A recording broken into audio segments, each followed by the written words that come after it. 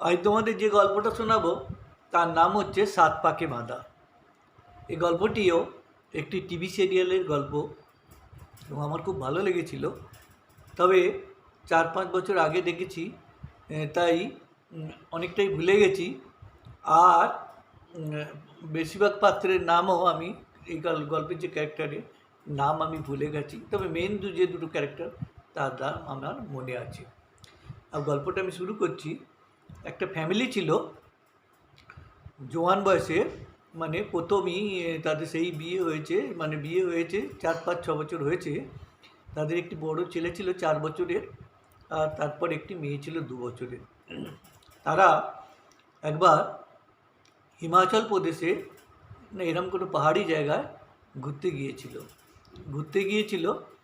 তো যখন ওখানে পৌঁছে যায়, তারপরে ঘোরার জন্যে ওরা কোনো কার টার ভাড়া নেয় আর কি, কার নিয়ে নিয়ে যাচ্ছিল। তো একদিন এরা ঘুরতে ঘুরতে ওরা কার নিয়ে কোথাও যাচ্ছিল, কুলু মানালি বা এরকম কোনো জায়গায়, যেখানে রাস্তার ধারে খাই আছে। এই পাহাড়ে তো খাই থাকে, যেমন কাশ্মীরে তো রাস্তার একদম ধারে ধারে একদম ভীষণ বড় বড় খাই আর কি, যে মানে খাদের মতো একদম পড়ে গেলে একদম একদম রাস্তার দিকে, রাস্তাগুলো তো ঘেরাও থাকে না, একদম খোলা থাকে। কাশ্মীরে যদি আপনারা কবি যেয়ে থাকেন তো দেখবেন কি ভয়ঙ্কর রাস্তার একদম নিচে এত খাই গাড়ি, আর সেই দু সাইড একই রোড দিয়ে, এত সরু রোড দিয়ে দুদিক দিয়ে গাড়ি পাস হয়, যায় আসে। এরম হিসাব পাহাড়ি অঞ্চলের রাস্তা তো সরু সরুই হয়, আর তারপরে গাড়ি এরম যেতে থাকে। তো ওরা এরকম কার নিয়ে একদিন ঘুরতে যাচ্ছিলো,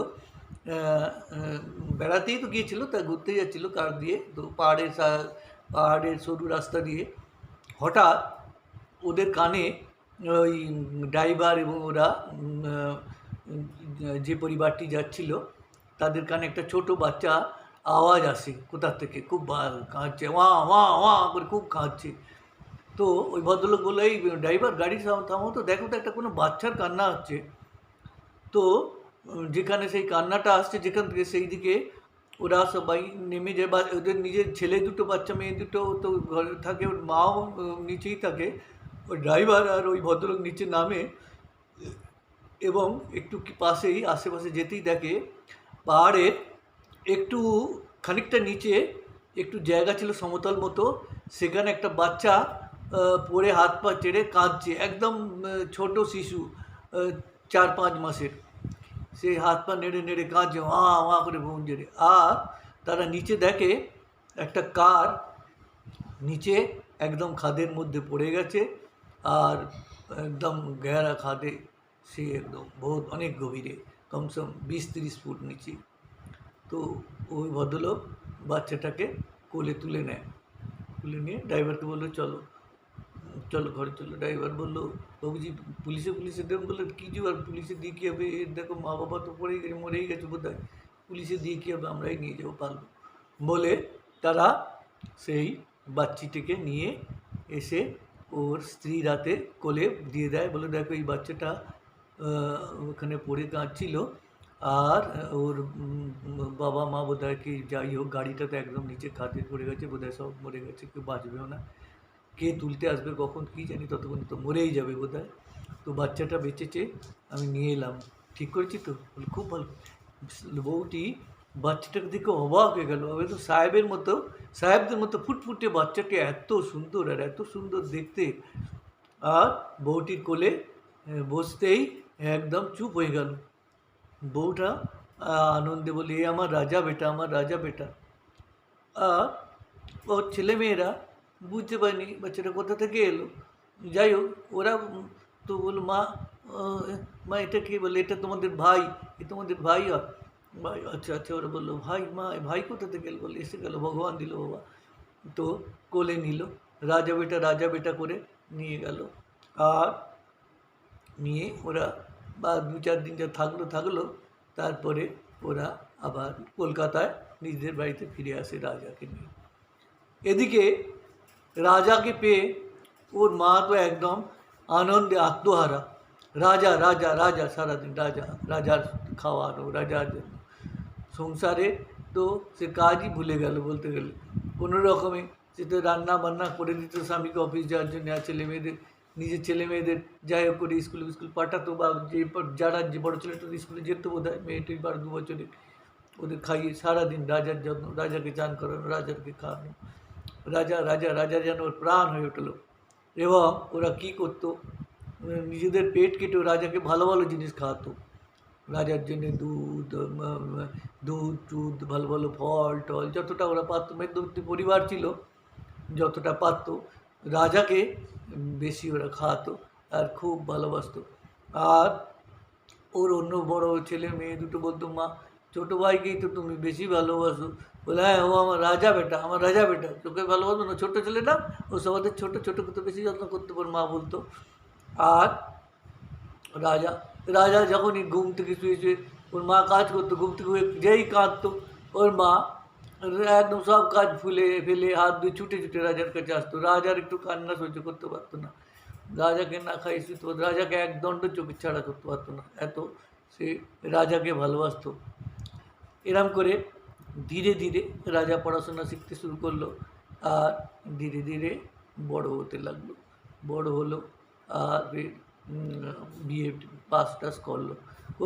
কিন্তু রাজা ছোটোবেলা থেকে গানের দিকের খুব শখ ছিল, তো মা বাবা তাকে একটা গুরুজির কাছে গান শিখতে পাঠাতো। সে গান শিখতো খুব, গানের দিকে তার পড়াশোনা তো করেই ছিল, গানও খুব, সেই 9-10 থেকেই শুরু করে দিয়েছিল গান শেখা, এবং সে নিয়মিত রূপে গানের চর্চা করতো, গান শিখত। এবং তাদের পাশে একটি তিনতলা বাড়ি, বড়লোকের বাড়ি ছিল, খুব বড়লোক তারা। স্বামী স্ত্রী এবং তাদের একটি মেয়ে ছিল, মেয়েটির নাম ছিল দুষ্টু। সে মেয়েটিও বড় হয়ে গিয়েছিল। সেই মেয়েটি মাঝে মাঝে এদের ঘরে আসতো, এবং আসলেই সেই ওই রাজার মায়ের সঙ্গে বা রাজার বোন দিদির সঙ্গে, ওদের সঙ্গে কথা বলতো। রাজাকে দেখলেই টোন্ট করতো সবসময়। রাজা বলে, হ্যাঁ বড় লোকের রাজদুলালি এসেছে আমাদের ঘরে, ও টোন করতো। মানে রাজা ওকে তো একদম দেখতেই পাতো, রেখে দিত, বড় লোকের রাজদুলালি এসেছে, বলছে তুমি কি জন্য, তোমার কি দিক্কত হচ্ছে, তোমার কিছু ক্ষতি করেছি আমি? ও ঝগড়া করতো, আর রাজা ওর সঙ্গে ঝগড়া করতো। রাজার মা বলতো, রাজা কী করছিস? হ্যাঁ আমি কত ভালো মেয়ে দুষ্টু, আমাদের ঘরে আসে, দেখ কত বড় লোক হয়ে, দেখ আমাদের ঘরে আসে, আর তুই এরকম করে তুই ভালো করে ব্যবহার করতে পারি না? বলে, মা ওর আর আসার কী দরকার, ওদের বড় লোক, ওদের তো সব বড় বড় আছে, কিটি পার্টি ওই পার্টি, কত ভালো ভালো বান্ধবী বড় লোকের, এখানে এসে কী করছে ও? বলে, তোকে কৈফিয়ত দিতে হবে, ওর মন চাইতে এসেছে, তো কী হচ্ছে? রাজা সবসময় টোন কষতো। যাই হোক, একবার কি হলো, ওদের পাড়ায় দুর্গা পুজোর ফাংশন ছিল। দুর্গা পুজো উপলক্ষে একটা সাংস্কৃতিক অনুষ্ঠান শুরু হয়েছিল। তাতে ওরা, রাজার বন্ধুটা সবাই জানতো যে রাজা গান গায়, তো রাজাকে ওখানে গান গাইতে দেওয়া হয়। এবং দুষ্টুও সেখানে ছিল, মা বাবা সবাই গিয়েছিল পাড়ার করে। তো বেশ বড় করেই প্রোগ্রামটা হয়েছিল। তো সেখানে রাজা 7-8টা গান গায়। রাজার গান শুনে দুষ্টুতে একদম মুগ্ধ হয়ে যায়। আরে এত ভালো গাইছে এটা, আমি টোন কষি, এত তো অনেক অসাধারণ শিল্পী, আর খুব গায়, আর খুব রাজার নামও হয়ে যায়। তারপর থেকে রাজা ধীরে ধীরে ছোটোখাটো ফাংশনে আস্তে আস্তে গান গাওয়া শুরু করে, এবং কিছু কিছু আমদানিও তার শুরু হয়। এদিকে দুষ্টু ওই পর থেকে এত ইমপ্রেস হয়ে যায়, প্রায় রাজার কাছে আসতো, আর ধীরে ধীরে রাজাকে সে ভালোবাসতে শুরু করে রাজাদের ঘরে। রাজা অনেক মানা করতো, তুমি কী জন্যে আসছো, কী বললো?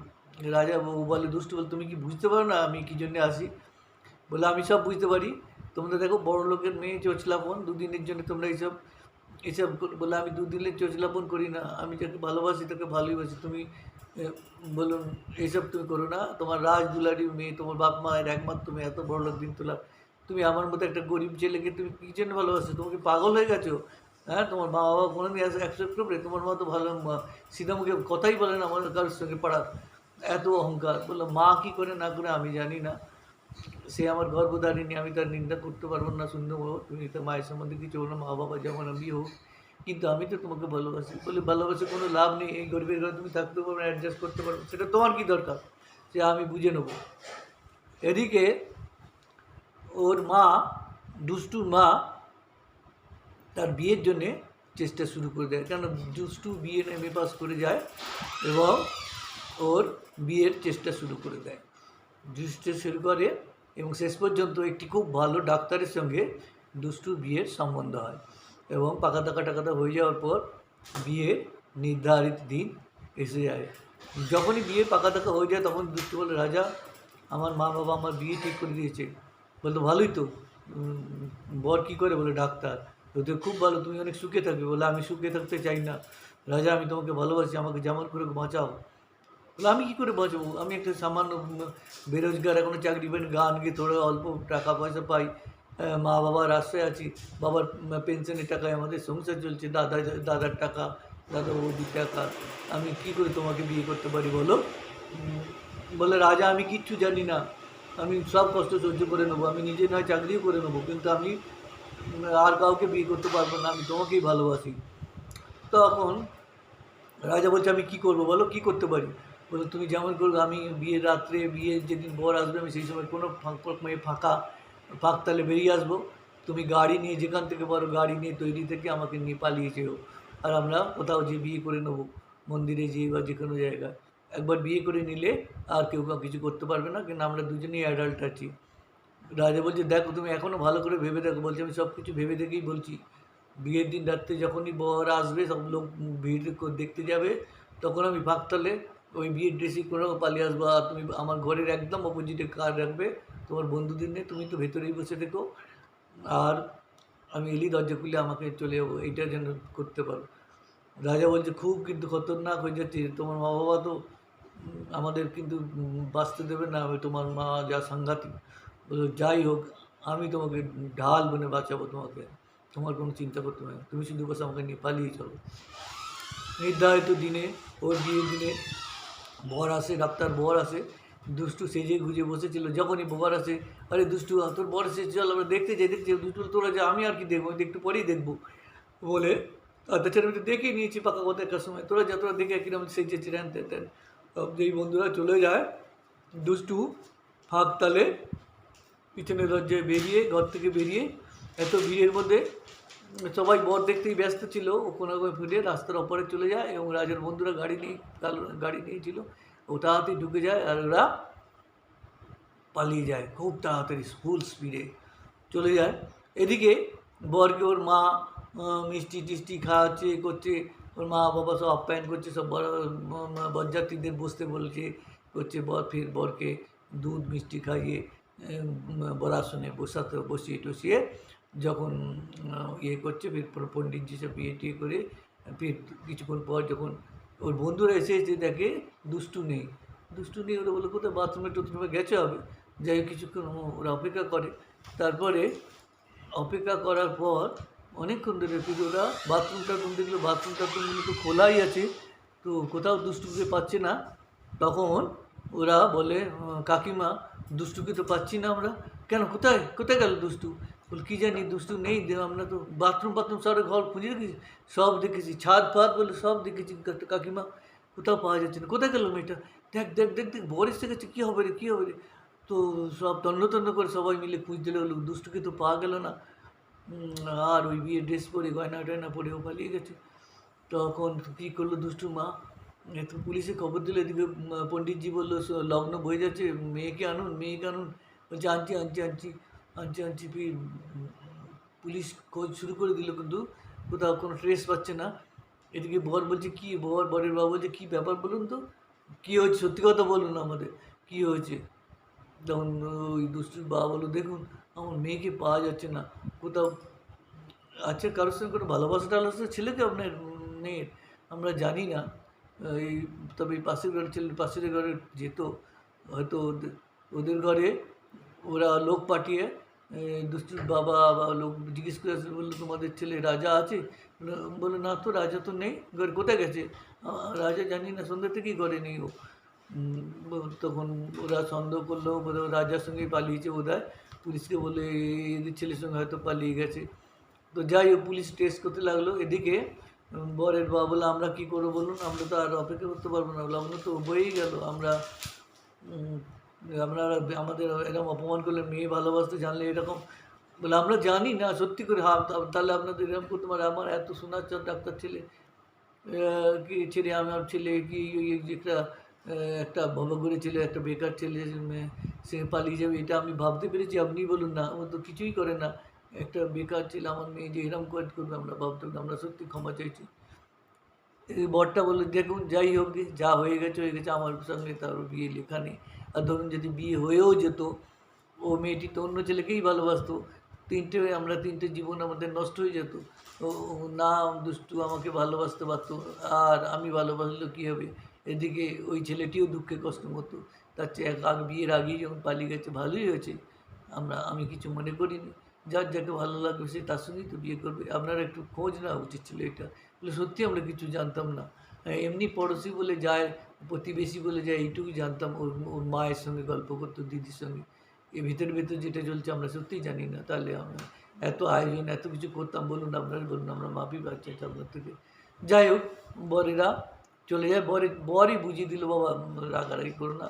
তো ওরা বললো খেয়ে টেয়ে যান সব কিছু, এত আয়োজন করেছি, বরযাত্রীদের না খাইয়ে পাঠাবেন না, সব খেয়ে যাক। বর বলে আমি তো কিছু খাবো না, তো বরযাত্রীরা এরা এসে তোমরা খাও। তো সামান্য দুধ মিষ্টি করে, ওর বাবাও বেশি কিছু খেলো না। যাই হোক, সব কিছু বরযাত্রীদের খাইয়েই ওরা পাঠালো, গেলো এত আয়োজন হয়েছে আপনাদের জন্য, খেয়েই তো যান। বাকি সব খেয়ে টেয়ে নিল, কেন সবাই যে কন্যাযাত্রীরা যারা ছিল সব খেয়েই নিল। যা হয়েছে হয়েছে। দুষ্টুর মা মাথায় হাত দিয়ে বসে পুলিশকে বারবার কোনো কী হলো, কোনো ট্রেস পেলেন, কোনো ট্রেস কিছু পায় না। এদিকে রাজা দুষ্টুকে নিয়ে অনেক দূরে কলকাতার বাইরে কোথাও একটা, ওর বন্ধুরা আগে থেকে ঠিক করে রেখেছিল একটি মন্দিরে, কালী মন্দিরে, যে ওখানে পণ্ডিত ছিল, ওখানে ওরা বিয়ে করে নেয়, 7 পাক বাদাম ইয়ে দেয়, তো বাকি সব কিছু সিন্দুর দান টান করে বিয়ে করে পরের দিনে ওরা ঘরে এসে যায়। ঘরে এসে যেতেই ওরা দুষ্টুর মা বাবা খবর পেয়ে যায়। তো ওর এবং পরে অন্য সব ওদের যে আত্মীয় স্বজন বললো দুষ্টু তো বিয়ে করে এসছে ছেলেটার সঙ্গে। তো দুষ্টুর বাবা বলল মিমি, দুষ্টুর মায়ের নাম ছিল মিমি, ডাক নাম মিমি বলেও ডাকতো বাবা। মিমি যা হয়ে গেছে হয়ে গেছে, আর তুমি ঝামেলা করো না। কেন ঝামেলা করবো না, আমি এখনই যে ওকে শোনাচ্ছি। বলে আর কী লাভ হবে মিমি, আর কী লাভ হবে? বলে না আমি এদের পুলিশে দেবো, আমি ওদের যাচ্ছি। বলে মিমি শোনো, আমার কথা শোনো, বিয়ে হয়ে গেছে, তোমার মেয়ে স্বেচ্ছায় বিয়ে করেছে, তোমার মেয়ে অ্যাডাল্ট আছে, তুমি, আমি কিচ্ছু জানি না, ওই ছেলেকে আমি জেলে দেবো বলে ওদের ঘরে গেল। তো দুষ্টুর মা, এই রাজার মা বলছে আসুন দিদি আসুন। দুষ্টু করতে রাজা বিয়ে করেছে, বলে নিয়ে নিকুচি করছি আমি, হ্যাঁ কোথায় কোথায় দুষ্টু, কোথায় রাজা? রাজা দুষ্টু এলো, বলছে মা তুমি কিছু বলবে না ওকে। কেন বলবো না, তোমার কী করে বললে? হ্যাঁ হ্যাঁ রাজা, তোমার এত সাহস, তুমি আমার মেয়েকে নিয়ে পালিয়ে গেলে আমার বিয়ের দিনে, আমার কী অপমান, আমার কী পেয়েছে? তখন দুষ্টু বললো মা ও কিচ্ছু করেনি, যা কিছু করেছি আমি করেছি, আমি ওকে ভালোবেসেছি, আমি ওকে বলেছি, এদিকে পুলিশও সাথে ছিল, আমি বলেছি আমার সঙ্গে, আমি ওকে সব করেছি, রাজি করিয়েছি, ও কিছুতেই করতে চেয়েছিল না, আমি রাজি করেছি। পুলিশ বললো আমরা রাজাকে অ্যারেস্ট করবো। বললো কিসের জন্য অ্যারেস্ট করবেন, আমরা দুজনেই অ্যাডাল্ট আছি, আমরা নিজের স্বেচ্ছায় বিয়ে করেছি, আর আপনারা তো অ্যারেস্ট করতে পারেন। বললো আচ্ছা দুজনেই অ্যাডাল্ট আছো। তখন বললো ম্যাডাম এই অবস্থায় তো আমরা কিছু করতে পারবো না, এরা দুজনে অ্যাডাল্ট আর স্বেচ্ছায় ভালোবেসে বিয়ে করছে, এখানে আমাদের কিছু করার নেই, আমাদের আজ্ঞার জন্য যাচ্ছি।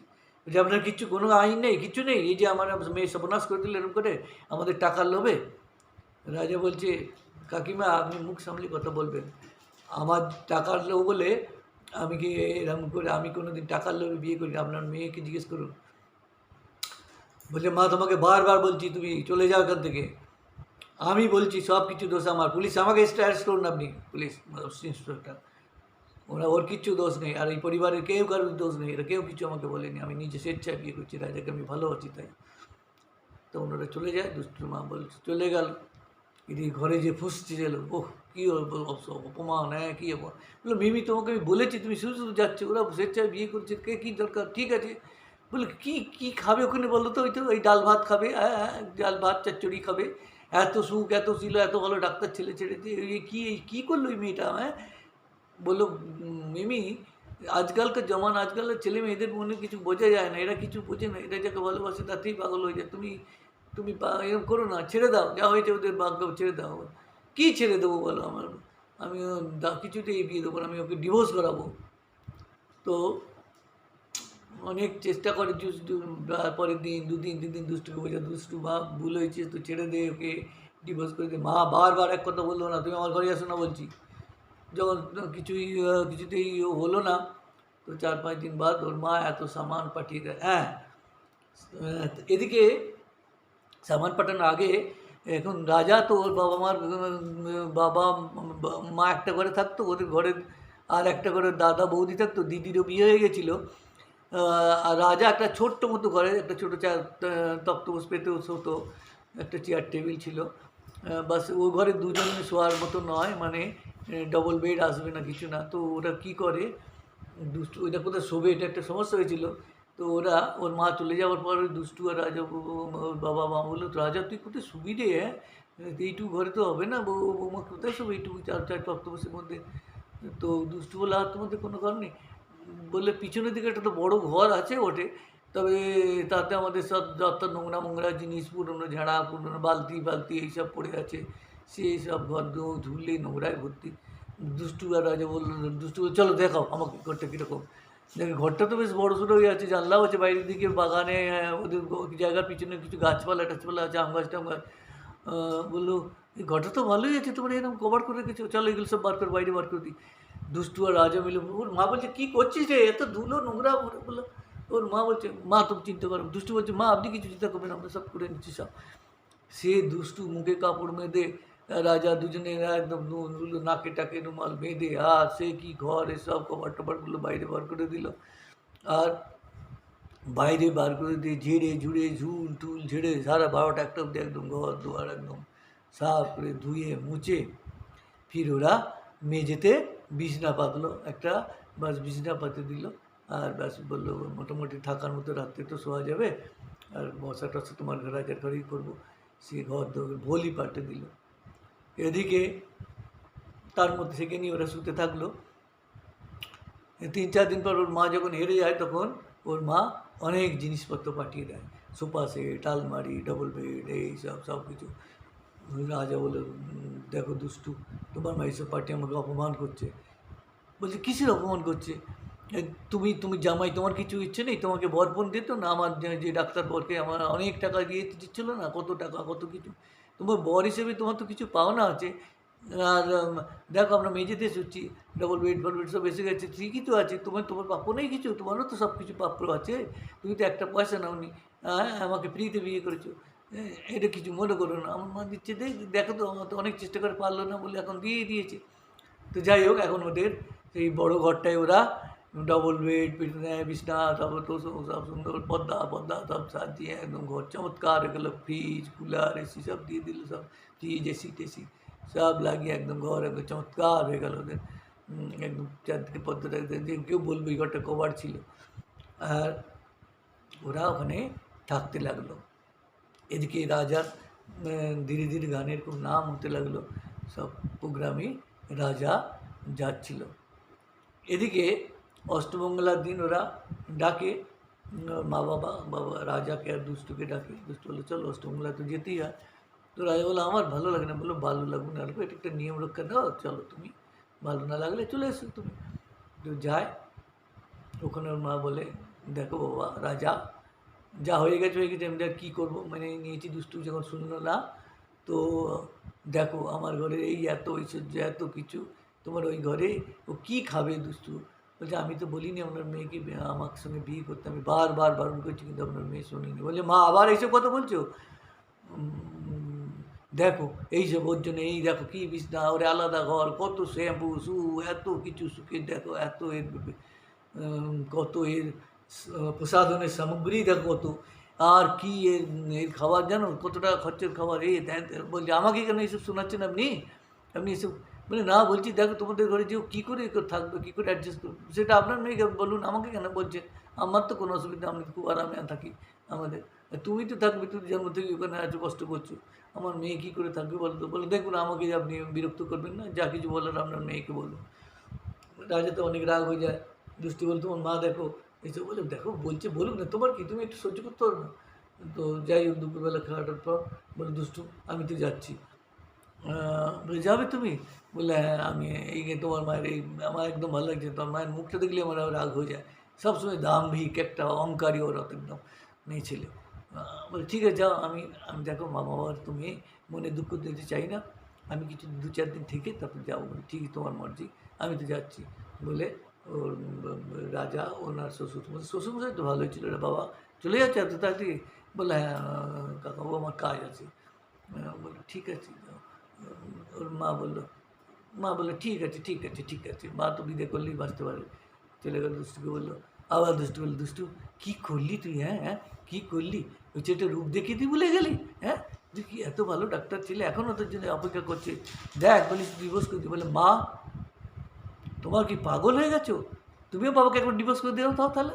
হ্যাঁ তোমার যদি এতই ডিভোর্স করছে, 3 দিন বিয়ে হয়নি আজ আমার, আর তুমি এইসব কত অষ্টমঙ্গলাতে আজ অশুভ কত বলছো?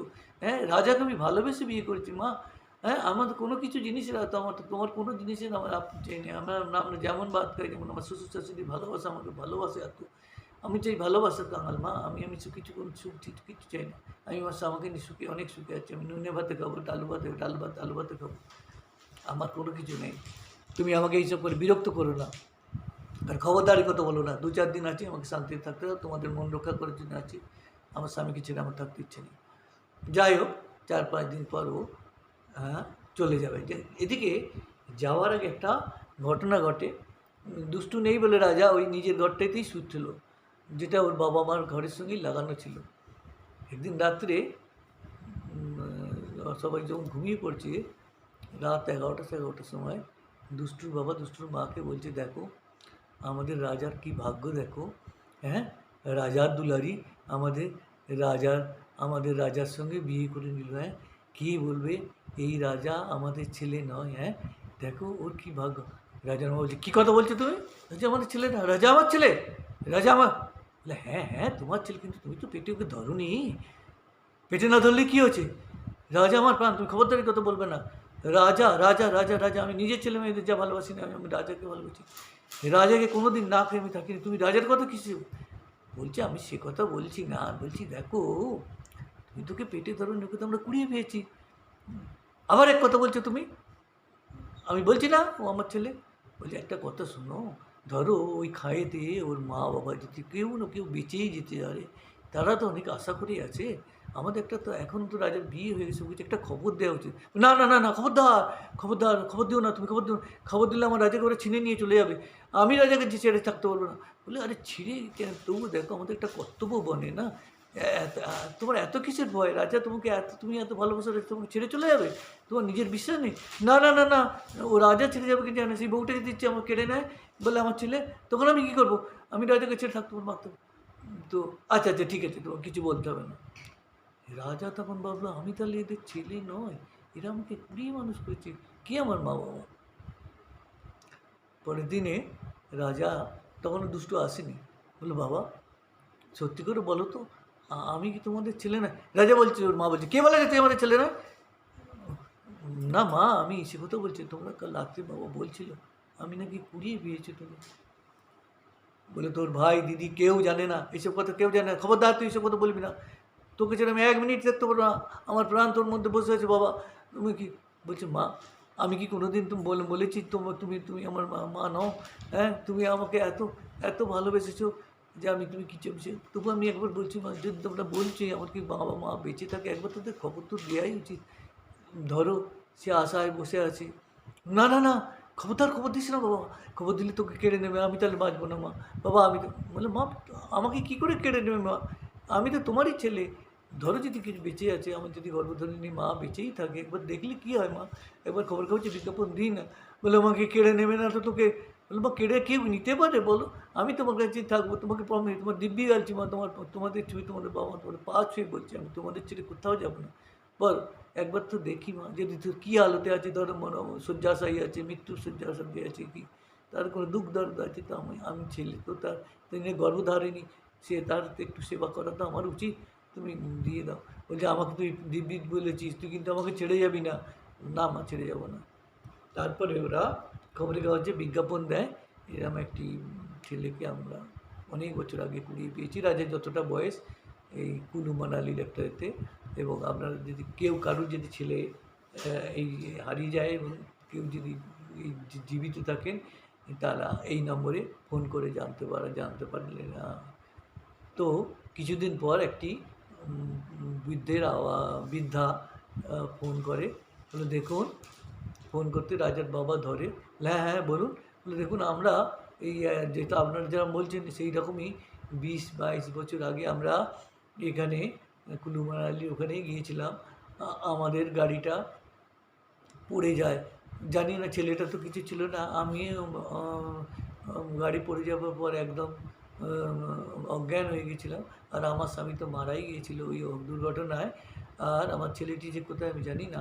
আমাদের পরে রেস্কিউ করা হয়, আমার স্বামীকে তো ওখানেই অন্তিম সংস্কার করে দেওয়া হয়। আমাকে ওরা হাসপাতালে ভর্তি করে রাখে। বেশ কিছুদিন পর আমি সুস্থ হয়ে ফির আমার আত্মীয় স্বজনকে ওরা ফোন করে এবং আমার আত্মীয় স্বজনরা আমাকে নিয়ে আসে। আমি বৃদ্ধা হয়ে গেছি,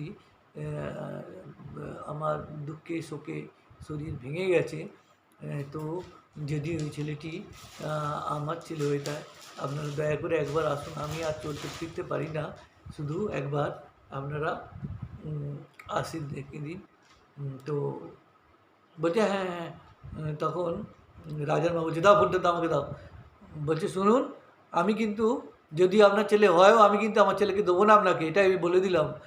বলে না না দিদি, এটা কী করে ভাবছেন আমি আপনার ছেলেকে নিয়ে নেব? যদি আমার ছেলে হয়, নাও হয়, একবার চোখের দেখা দেখব। আপনি আমাকে একবার নিয়ে আসুন, আমি তো চলতে ফিরতে পারি না। আপনি একবার শুধু নিয়ে আসুন আমার ছেলেকে, দেখাবো যদি আমার ছেলে হয়। তো আর যদি সেই সময়ের আপনার কোনো চিহ্ন বা কিছু পেয়ে থাকেন, তো আমাকে দেখাবেন। রাজার হাতে সোনার দুটো বালা ছিল ওই সময়, আর যে প্যান্ট ট্যান্টগুলো ছিল ওইগুলো ছিল, ওরা রেখে দিয়েছিল যত্ন করে।